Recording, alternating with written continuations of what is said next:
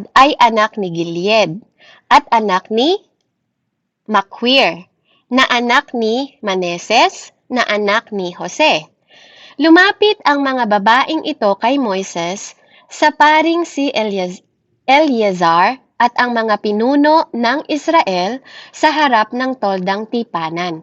Sinabi nila, ang aming ama ay namatay sa ilang. Hindi nga siya kasamang namatay sa pangkat ni Korah na naghimagsik laban kay Yahweh. Subalit, namatay naman siya dahil sa sarili niyang kasalanan. Namatay siyang hindi nagkaanak ng lalaki. Dahil ba sa wala siyang anak na lalaki, ay buburahin na ninyo siya sa listahan ng Israel? Bigyan ninyo kami ng kaparteng lupa tulad ng mga kamag-anak ng aming ama. Verse 5, ang usaping ito'y iniharap ni Moises kay Yahweh. So, praise God po, dito sa verse 1 to 5, pakimute po yung bagong pasok. Salamat po. Ayan, so dito po sa verse 1 to 5 ng Numbers 27, makikita po natin dito, ito po yung anak ni Zelophehad. So, puro babae po sila. Si Maala, Noah pala, unisex, pwede natin ipangalan sa babae din. Hogla, Milka, at Tirza. So, ito yung mga anak niyang lalaki. So, nakita natin dun sa yesterday po, sa kahapon na pinag-aralan natin is nakita natin kung paano pinarte-parte yung mga lupain po sa bawat tribes. Amen? So, dito naman po, dito sa kwento na to, makikita natin na nagre-request yung mga daughter po ni Zelophehad. Dahil yung kanilang ama ay hindi po pinalad na magkaroon ng anak na lalaki, dahil syempre, di ba po, pag may anak na lalaki, siya yung tatayo bilang tatay ng buong pamilya. Pero since mga babae sila, nagtatanong po sila, pumunta sila kay Moises at nagtanong sila doon na, dahil ba namatay yung aming ama, wala ba silang karapatan na magkaroon ng parte? Di ba po, sa mga lupain dahil sila ay mga babae? Amen. So, ito yung request na po ng mga kababaihan na anak po ng yumaong si Zelophehad. So, kaya po sa verse 5, makikita natin na yung usaping iyon, saan po hinarap, ikinonsulta po ni Tatay Moises kay Yahweh sa ating Panginoon. Okay? So, para masundan niyo po yung kwento from 6 to 11 na po tayo. At ganito ang sagot ni Yahweh. Tama ang mga anak ni Zelophehad. Dapat magkaroon ng kaparte ang kanilang ama. Ang mana niya ay ibigay mo sa kanyang mga anak. At sabihin mo sa mga Israelita na kapag ang isang tao'y namatay na, walang anak na lalaki, ang mana niya ay ibibigay ng sa mga anak na babae. Kung wala ring anak na babae, ang kaparte niya ay ibibigay sa kanyang mga kapatid. Kung wala siyang kapatid na lalaki, ay ibibigay sa kanyang mga tiyo. At kung wala rin siyang tiyo, ang manay ibibigay sa pinakamalapit niyang kamag-anak. Ito ay mananatiling tuntunin ng Israel. Akong si Yahweh ang nagtakda nito bilang kautusan at tuntuning susundin ninyo. Amen? So makikita po natin, pamute po kasi nag-e-echo po. Pag hindi nakapatay po yung inyong mic, nag-e-echo po ako. So, purihin po ang Panginoon. From this verse 6 po, after nag-request po ng mga daughter ni Zelophehad, from verse 6 to 11, makikita natin dito na after pong nagtanong ng ating ni Moises po sa Panginoon, kumonsulta siya sa Panginoon at sumagot po ang Panginoon. So, ito yung sa verse 6 and 11, makikita natin yung settlement ng mga pagmamay-ari o pamana para sa anak po ni Zelophehad na tumugon po ang Panginoon na sinabi po sa kanya kay Moises una po na dapat lang na makakuha sila ng parte po ng kayamanan dahil patay na ang kanilang ama. So kahit po sila'y mga kababaihan, so dahil dito gumawa ng panibagong karagdagan po na kautusan na sinabi din ni Yahweh na ilagay niya ito. Dahil si Moises po ay may mga siya po ang gumawa ng mga law, 'di ba? May mga kaya tinawag na Law of Moises. So sinama po ito sa law dahil sabi ng Panginoon, akong si Yahweh ang nagtakda nito bilang kautusan at tuntunin, susundin ninyo. So napakahalaga po ng pagkonsulta sa Panginoon sa lahat ng gagawin natin na nakita niyo po yung submission ni Tatay Moises sa Panginoon na hindi lang siya nagdesisyon ng sarili niya. After ng pagbabahabahagi ng mga lupain sa mga tribes po, dahil kumonsulta itong mga anak na babae, sa Diyos din po siya kumonsulta para masettle ng mainam, 'di ba? Sa pinakamainam ang ano po, yung kanilang pagbabahabahagi po ng mga minana. Amen? O ipapamana sa kanila. So from verse 12 to 14, makikita naman po natin dito, sabi niya po, sinabi ni Yahweh kay Moises, umakyat ka sa bundok ng Abarim at tanawin mo ang lupaing ibibigay ko sa mga Israelita. Pagkatapos mamatay ka na, makakapiling mo na ang iyong mga yumaong magulang tulad ng nangyari kay Aaron na iyong kapatid. Sumuway ka rin sa aking mga sa ilang ng Zin nang maghimagsik sa akin ang buong sambayanan doon sa Meriba.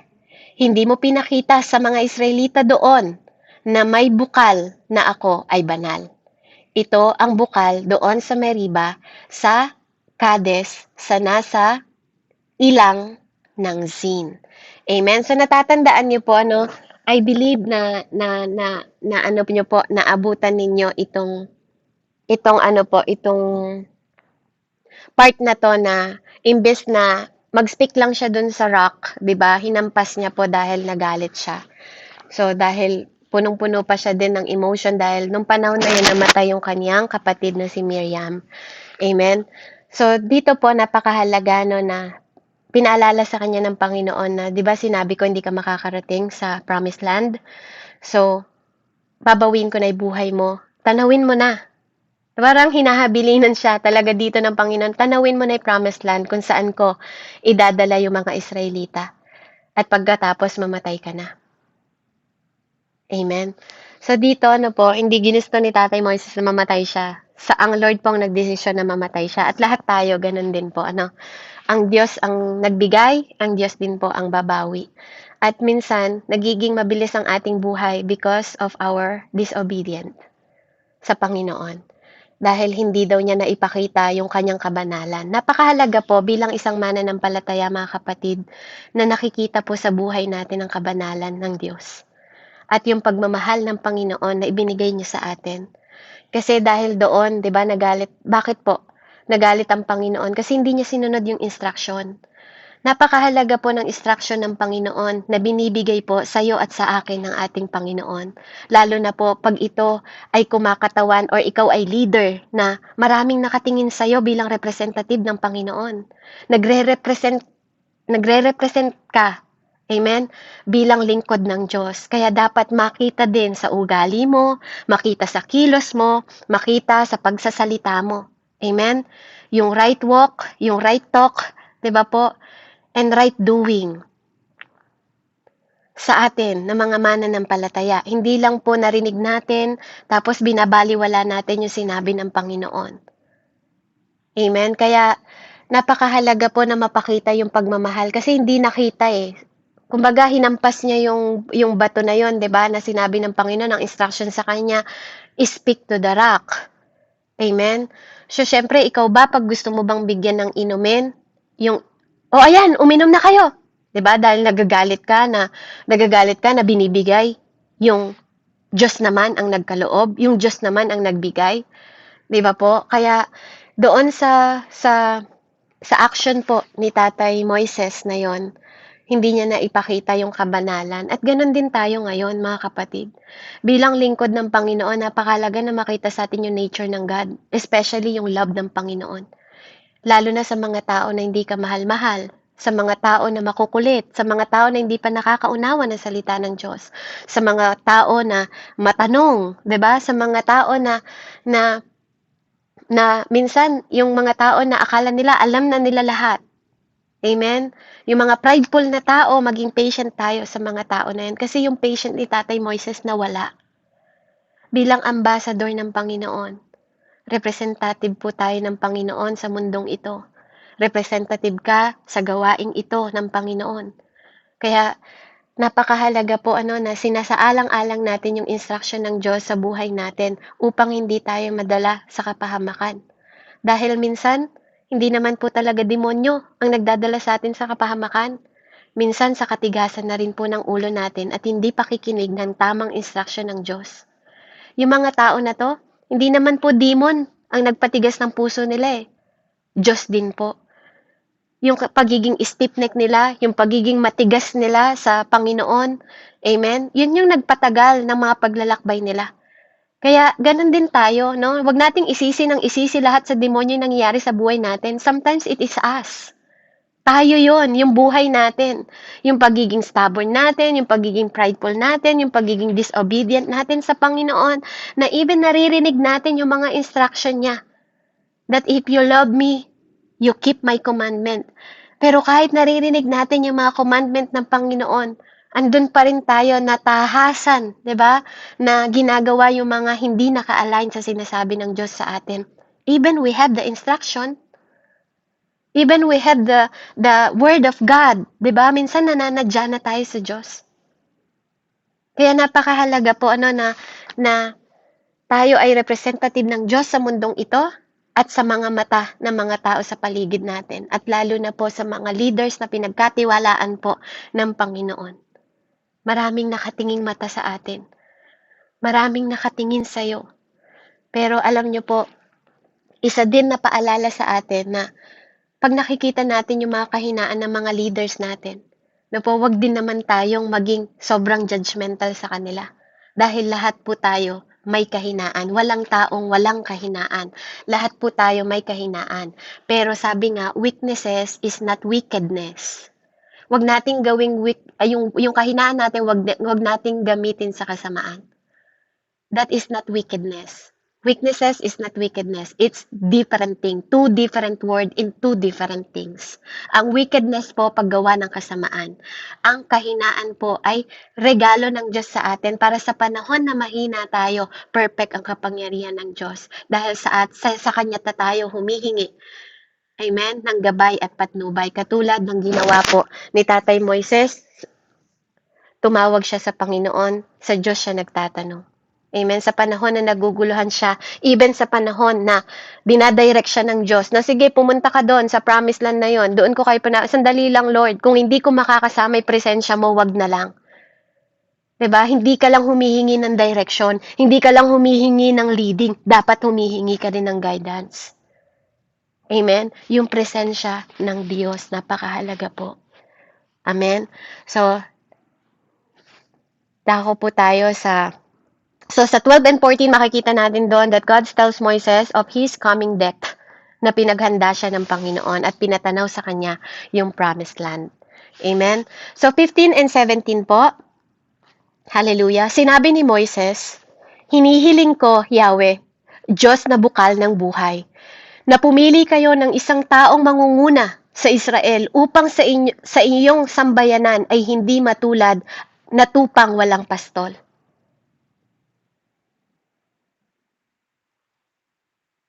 Asan na? 17. Yes. So, purihin ng Panginoon. So, from 15 to 17 po, humiling po ulit si Tatay Moises. Ina-acknowledge ko, Panginoon, na ikaw ay may kapangyarihang bumawi ng buhay dahil ikaw ang bukal ng buhay. Nakita niyo po yung humility ni Tatay Moises sa Panginoon. Pero hinihiling niya na pumili ka. So, dito, nag-respond si Moises sa Panginoon. Hallelujah. At humingi po siya ng isang mamumuno na huwag iiwanan. Nakita niyo yun, yung mamamatay ka na lang. Mamamatay na lang siya. Iniisip niya pa rin yung mga tao. Nasabi niya, Lord, huwag mo silang papabayaan na. Huwag mo silang hahayaan. Ganun din ba yung puso natin? Yung pag may iiwan tayo, iniisip natin yung mga kaluluwang maiiwan. Kasi alam naman ni Tatay Moises kung saan siya pupunta eh. Dahil Diyos ang humingi ng buhay niya na kailangan na siya mamatay. Alam ni Tatay Moises na nasa langit siya. At alam natin na nasa langit si Moises. Even sa New Testament, nakita siya, di ba, ng mga alagad. Si Elijah, di ba po, si Moises, amen, doon sa bundok kung saan nandun si Jesus Christ that time. Di ba po? So, yung malasakit, yung compassion niya sa mga tao na maiiwan niya. Tayo din po dito, no? Katulad si Ate Babylin, di ba?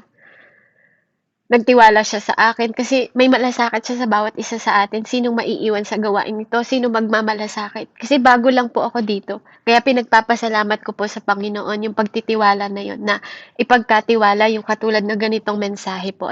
Hindi ko rin po talaga ina-expect kasi gusto ko rin talaga maging tagapakinig, maging bahagi po ng gawaing ito. Kaya sabi ko kay Tita Annalisa na wala akong ginagawa ng ganitong oras. Sabi ko, meron ka bang alam na yun, ginoin niya po ako dito. So, salamat sa Panginoon, and hindi lang ako ginoin, talagang nagtiwala pa rin po ang Panginoon. Amen, na mabigyan ako ng opportunity sa biyaya po ng Diyos na makapaghayag po sa harapan ninyo. Kaya maraming salamat po sa opportunity na binigay po una sa Diyos at pangalawa po sa leader natin na si Ate Babylin. Marami pong salamat.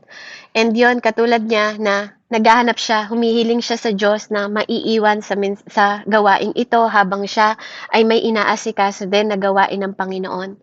At ganun din po yung ginawa ni Tatay Moises. And salamat sa Lord kasi even yung mga ganitong mga puso, yung dedication sa mga gawain, nandito kayong lahat. Dahil kung walang makikinig po, wala rin namang maghahayag. Amen? Kung walang maghahayag at wala rin namang makikinig, para saan pa po tayong naghahayag? Amen? Kaya napaka gracious ng Panginoon sa bawat buhay ng bawat isa sa atin na tayo po ay nandito, nagtitipon, and nagsasama-sama tayo ng wisdom, knowledge, and understanding sa bawat isa on how we understand the Word of God, na lalo nating makilala yung Diyos na yon. Kasi while we are learning the Word of God, ito yung way on how we know Jesus more than yesterday. It is the way na paano natin kilalanin yung Panginoon ng mas malalim kaysa sa pagkakilala natin noong 1999. Amen? Noong 2005, noong 2015. Yung bawat araw na nandito tayo sa salo-salo ng gawain at fellowship na to, ito rin yung way, amen, na makilala natin yung prinsipyo, yung ugali, yung nature, amen, yung expression ng Panginoon sa bawat tao na to na kanyang nasasakupan. At ganun din tayo, kabahagi tayo sa nasasakupan ng Panginoon. Kaya, ganun din sana yung maging puso natin. Na naghahanap tayo ng taong ia-appoint para ipagkatiwala dahil may malasakit tayo. Dahil may pagmamahal tayo sa gawain ng Panginoon. At hindi lang yon, dahil may malasakit tayo at pagmamahal tayo sa mga mamamayan ng Panginoon. Sa body of Christ. Kaya tayo tinawag na body. Alam niyo po, pag may mga bagong kaluluwa sa isang ministeryo, sa mga tulad nito na may nai-invite kayo, nagagalak po yung ating mga leader. Bakit? Kasi ibig sabihin, nagmumultiply tayong lahat. Amen? Even sa churches ninyo, sa bawat church ng bawat isa, mahalaga po yun na may naka-appoint na leader na marunong. Amen? Naka-appoint na leader na mapagkakatiwalaan. Naka-appoint na leader na may presensya ng Diyos, may pagtitiwala sa Panginoon. Amen? Kaya, salamat po sa Panginoon. At dito, from 18 to 23, sabi niya dito, sinabi ni Yahweh kay Moises, ipatawag mo si Joshua, na anak ni Nun. So, alam natin na si Nun, nung binasa po yesterday, di ba, siya ay part ng family ng Levites. Amen? So, siya ay may natatanging kakayahan. Ipatong mo sa kanya ang iyong kamay. Patayuin mo siya sa harapan ng paring si Eleazar at buong Israel ay doon ipahayag mo ang iyong kapangyarihan upang sundin siya ng buong Israel. Kay Eleazar niya malalaman sa pamamagitan ng Urim kung ano ang aking kalooban. Kung ano ang sabihin ni Eleazar ay susundin ng buong kapulungan. Sinunod ni Moises ang lahat ng sinabi ni Yahweh. Ipinatawag nga niya si Joshua at pinatayo sa harapan ni Eleazar at ang buong bayan. Pagkatapos ay pinatong niya rito ang kanyang mga kamay at ipinahayag ang kahalili niya. Amen? So from 18 to 20, makikita natin that Joshua was the chosen. And Joshua given the authority. Amen? So pinakita doon na binigyan siya, inappoint siya, dahil i-appoint siya, nilay hands po siya ni Moises katulad din ng instruction nino po ni God the Father. Ang God ang nag-i-instruct sa bawat isa sa atin. Siya ang nangungusap hanggang ngayon, nangungusap ang Panginoon. Kung nangungusap siya noon, nangungusap pa rin siya ngayon. Bakit? God never changed. He never changed. He's the same yesterday, today, and forevermore. Amen? Kaya dito po makikita natin yung appointment kay Joshua na napakahalaga rin po ng appointed one. Na ang Diyos po ang nag-appoint sa kanya, ang Diyos ang nakakita na po na habang si Moises po ay lumalakad, amen, sa kalooban ng Panginoon, may isang armor bearer na walang iba po kundi si Joshua. He is the armor bearer, siya yung kanang kamay. Amen? Ni Moises, di ba? Natatandaan nyo, siya yung tumulong na nagbuhat ng kamay ni Moises. Andun siya sa lahat ng panahon. Amen? Andun si Joshua na nag-lead ng army sa Israel against the Amalekites sa Exodus, kung makikita ninyo. At kung napagdaanan niya po at napag-aralan na po at kung nagbabasa po tayo. Si Joshua nandun din nung ina-assist niya si Moises sa Exodus 24:13. Amen? Doon sa mountain of God.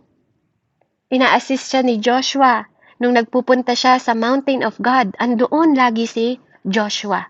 Amen? Ikaw kung may leader ka, nandun ka rin ba? Na laging tumutulong sa leader mo? Nandun ka ba na laging nag-a-assist sa kanila? Joshua helped Moses at the tabernacle. Di ba po? After the golden calf disaster. Makikita nyo rin at napag-aralan din po natin yan sa Exodus 33:7-11. Amen? Si Joshua din po is, he is yung nagpatuloy siya na i-preserve yung authority and leadership ni Moises sa Numbers 11:28. Amen? Kaya, si Joshua po ay filled siya, filled siya ng Spirit of God. Sa English, makikita nyo doon na mababasa nyo doon that Joshua is filled na may Spirit of God po si Joshua. Kaya pinili siya dahil puspos din po si Joshua. Amen? So, si Joshua, nakita ng Panginoon yung kanyang work. 'Di ba? Nakita ng Panginoon yung mga ginagawa niya. Even yung dalawang, 'di ba, yung dinala niya doon sa na maging spies, 'di ba? Si Joshua din po ang nag-lead doon. Amen? Sa Numbers 13:30-14, 'di ba? Nung natagpuan nila si Rehab, 'di ba? Nung hinide sila, doon makikita niyo po. So dito makikita niyo, pag binasa niyo sa English, sabi niya doon, Joshua is a man whom is the Spirit. Amen? Nasa kanya yung Spirit of God. Amen? Kaya dito po makikita natin na napaka-importante po ng qualification. Yung qualification niya, kaya siya nilagay doon ng Panginoon dahil nakita ng Panginoon na qualified siya. Kasi nakita ng Panginoon kung paano siyang sumusuport sa gawain ng Diyos kahit mahirap. Andun siya na nagpo-persevere. Amen? Andun siya na nagpapatuloy. And especially, hindi lang yung mga pinakita po na yun ni Joshua. The Holy Spirit empowered. Amen? At pinulpil lahat yon, even sa lahat ng challenges at role na nilid po niya sa nation into Canaan. Pinakita yon ni Joshua, yung kanyang perseverance, yung kanyang patience, yung kanyang loyalty and faithfulness po kay Moses. Amen? Kaya nga lagi sinasabi sa atin ng Panginoon, paano mong susundin yung Diyos na hindi mo nakikita kung sa taong nakikita mo hindi ka nagiging faithful? Amen?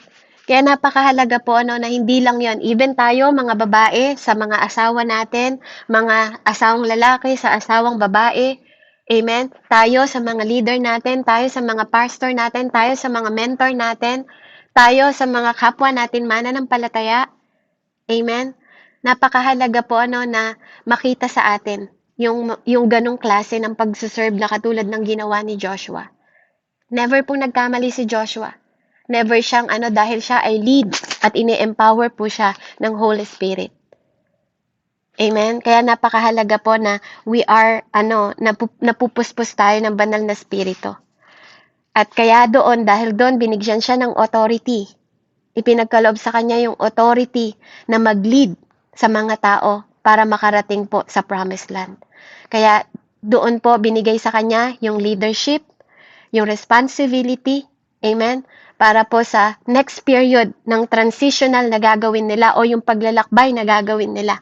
At hindi lang yon, amen, inappoint din po si Joshua na dahil sa evident din na si Joshua talaga is malapit po malapit din siya sa mga kay Eleazar kung saan ang priest. Dahil yung priest po na to, talagang sumuport din po si Joshua sa leadership ng priest nito. Na lagi siyang, dahil alam naman natin na si Joshua is galing po siya sa Levites. Amen? Sa family ng Levites. Kaya sila ay priestly tribe of Levi. Amen? Kaya napakahalaga na alam natin yung mga pangyayari po na to sa kwento na atin pong binabaybay. Kaya alam pong i-explain sa kanya yung role na gagampanan niya. Si Eleazar po ang binigyan na appointed para man ang i-require niya sa Panginoon, amen, sa pamamagitan ni Eleazar before the Lord. Amen, yun po ang ipapahayag kay Joshua. Amen. So, purihin ng Panginoon. Kaya napaka-bless ng kwento na to. At importante po na tayo bilang next leader po, makita po sa atin, pag tayo wala na leader natin, makita sa atin yung expectation na tayo ay sumusunod sa Panginoon dahil inappoint niya tayo bilang leader. Amen. Kaya, pinagpala po na bine-bless ang bawat isa sa atin na nilalaparan ng kamay, amen, ng ating mga leaders para ipagkatiwala po sa atin yung gawain o yung mga tao po, amen, na hinirang ng Panginoon para po sa kanyang gawain at para matupad ang lahat ng purpose po sa atin. Kaya dito makikita niyo dito nakita ko lang din po sa insight ko personally kung paanong binless din sa akin ng Panginoon na nagte-thank you din ako sa wisdom ng Lord na parang si Joshua hindi aksidente na na mistake po ito na Joshua ang pangalan ng sumunod kay Moises. Kasi parang dito pinaunawa sa akin ng Panginoon that Moises is the law. Amen? At hindi ang law ang makapagdadala sa atin sa promised land. Si Joshua, which is kapangalan siya ni Jesus Christ. Kapag sinearch niyo po sa Greek ang Jesus and sa Hebrew ang name na Joshua, amen, they are same name. Sino ba ang nagbigay sa atin ng promised land? Sino ang nagbigay sa atin ng salvation? Amen? Hindi po si Tatay Abraham, hindi si Tatay David, kundi yung tinalaga din, which is si Jesus Christ. So dito, pinaunawa sa akin ng Panginoon, can you see the wisdom, anak, na Moises ay kumakatawan bilang law, kaya may Moises of law. Pero pinapaunawa ko din sa inyo na hindi dahil sa law kaya kayo maliligtas, kundi dahil sa sinugo ko, which is si Jesus Christ. Without Jesus, there is no salvation. And dahil kay Joshua din, sa kwento na to, dahil kay Joshua, matutupad at masasakatuparan at magkakaroon ng victory ang pagpunta nila sa promised land. Amen? So, nakaka-bless po yung wisdom ng Panginoon kung atin pong didinggin na yung picture nakikita natin, yung picture kung paano natin mauunawaan on how Joshua play in our life sa storya na to. And sa kasalukuyan nating buhay ngayon, makikita din natin na oo nga, God is our Savior and our Lord na nag-bring din sa atin. Amen? At patuloy na magdadala sa atin sa salvation at deliverance. Amen? Reconciliation, Redeemer. Amen? And to the promised land. Purihin po ang Panginoon. Doon po nagtatapos as Joshua chosen and given authority, ikaw din po.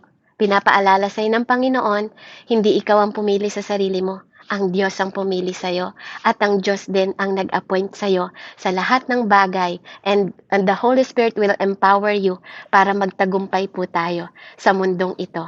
At dahil yon sa victory natin because we have Jesus Christ in our life. And apart from Jesus, we are nothing. Let's pray. Heavenly Father, we thank you sa mensahe po na ito na patuloy mong pinagkatiwala at pinagkaloob sa araw na to. Maging malawak na inspirasyon nga po nawa ang kwentong ito sa bawat isa sa amin na nakita namin kung paano kang naging makatarungan, even sa mga kababaihan, Panginoon. Nagbigay ka rin, Panginoon, ng pantay-pantay na settlement sa inheritance para sa kanila, even ang kanilang ama ay namatay. Lord, at Lord, yung pagmamalasakit mo kung paano nagmamalasakit si Moises, Panginoon, yung puso niya sa compassion bago siya mamatay, Panginoon, ay hinabilin niya din sa'yo. At ikaw ay pumili at nag-appoint, Panginoon, ng isang tao na ikaw rin ang pumili sa katauhan ni Joshua, na siya ay chosen and binigyan mo siya ng authority kung paanong kami rin ay pinipili mo at binibigyan mo ng authority sa mundong ito. Patuloy ka nawa naming mapaglingkuran ng may pagpapakumbaba. Patuloy ka naming mapaglingkuran ng may puso at compassion, ng katulad ng puso at compassion na meron ka. Lord, nung maging mahabagin kami, Panginoon, sa mga tao, Panginoon, at patuloy na ang pangalan mo ang laging mag-glorify sa buhay namin. Puriin ka, dakilang Diyos, sa mensaheng ito. In the mighty name and powerful name, Jesus Christ, I pray. Pagpalain niyo po ang bawat isa mula sa buhay ni Ate Madel, ni Ate Mirasol, ni Tita Annalisa, ni Ate Geraldine, ni Kuya Pao, ni Kuya Melvin, ni Ate Ria, ni Ate Nitz, ni Kuya Edwin, ni Ate Melonet, Panginoon, ni Ate Miriam, at ni Ate Babylin, O God, in the mighty name of Jesus, bless them, O God, and let your presence manifest to them, Panginoon, at ma-absorb nila, Panginoon, yung mensahe ngayong oras na to, sa pangalan ni Jesus na aming Diyos na buhay. Amen and amen. Glory to God po, and God bless po sa bawat isa. So tayo po ay dadako ngayon sa atin pong insight. Anyone po na gusto pong magpahayag ng naunawaan nyo or karagdagan na insight sa inyo or revelation sa inyo sa mensaheng ito, purihin po ang Panginoon. Mag-unmute lang po kayo. Amen po, te. Amen po. Yan. Base lang sa pagkakarinig